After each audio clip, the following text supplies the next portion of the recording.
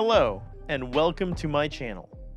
We're all about wealth or finance management, new business ideas, quick tips to make your life better, or anything that can help you in your daily life. Click the bell button, as we're surely going to change the way you think about daily life or business. In today's video, we're going to talk about how much money you should have. If you have ever thought about how much money you should have to live a good life, it's time to think again. In fact, there are two types of people in this world. Those who spend too much money on things, and those who don't spend enough.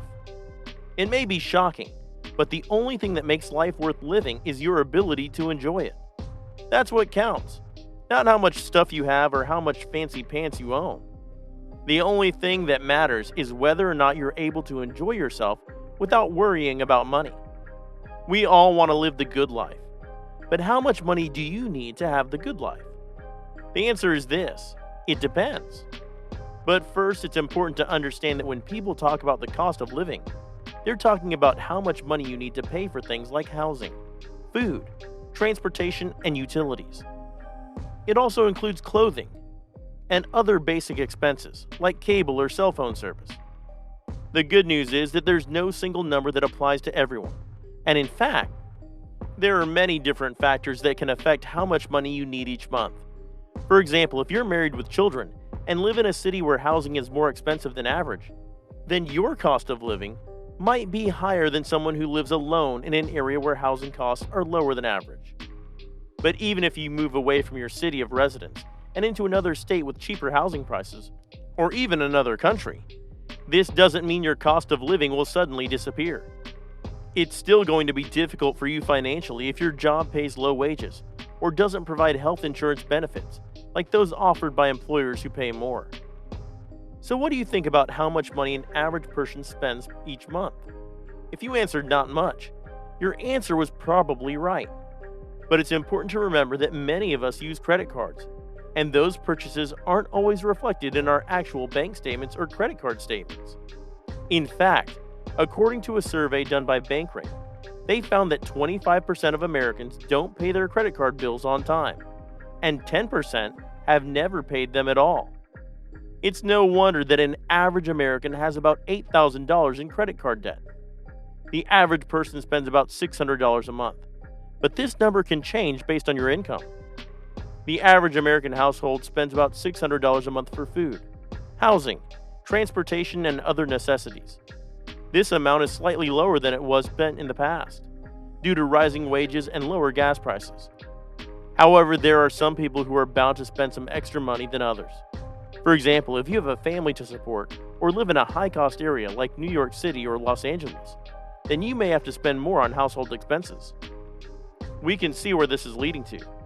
If you want to figure out how much money you should be saving for retirement, or even just planning for your daily expenses, it's important that you know what people in your demographic are actually spending. You've probably always wondered that the more money you have, the more happiness comes around. Let's figure this out based on GDP, or gross domestic product per capita. Here are a couple of interesting and slightly surprising facts. The top 3 richest countries in terms of gross domestic product per capita are Luxembourg, first, Singapore, second, and Ireland, third. The top 3 countries in terms of quality of life are Switzerland, first, Denmark, second, and the Netherlands, third. It's interesting that the top richest countries are not always the happiest countries, or top countries on the quality of life index chart. This proves that if you spend your resources carefully and intelligently, then you can spend a good life without being in the race of the richest. So how to increase savings without getting too miser? Let's start with food. If you're like most people, you probably don't have a problem with spending money on your food. After all, it's the fuel for your body and the main ingredient in everything, from sandwiches to smoothies to breakfast cereal. But how much can be considered too much? And what should you do if you can't afford your food budget? We've got an answer for those questions. A simple formula that tells you how much money you should spend on food every month. The first step is to have a check at your income and expenses. Next, calculate how many meals per day and snacks you eat. and then multiply that number by the price of each meal or snack item, including any tax. That should give you an idea of how much food you need to buy every month. If you're spending too much money on food, then it's probably time for a lifestyle change. Another important and major expense is property. How much should you spend on your property or home? The answer is, it depends on the type of home you're living in. But before we get into that, let's take a look at how much home you should be spending on your mortgage. First things first, if you're looking to buy a house, your primary goal should be to find the best mortgage rate available for your area. If there are multiple lenders in your area competing for your business, make sure to shop around and compare rates from each one. It's important that you find the best rate possible. Once you've found the best mortgage rate, it's time to figure out how much house you can afford. This might seem like an easy task. Just add all of the monthly payments together. But if everything were equal, no extra fees, it wouldn't be that simple. After all, there are many different variables, including calculating what a monthly payment will be every month, including taxes and insurance costs as well as interest rates and other factors like property taxes and maintenance fees if applicable. The next thing to consider is how much money you should have in a retirement savings. Retirement savings are the most important financial goal you can set for yourself and your family. You should start saving early because the sooner the better.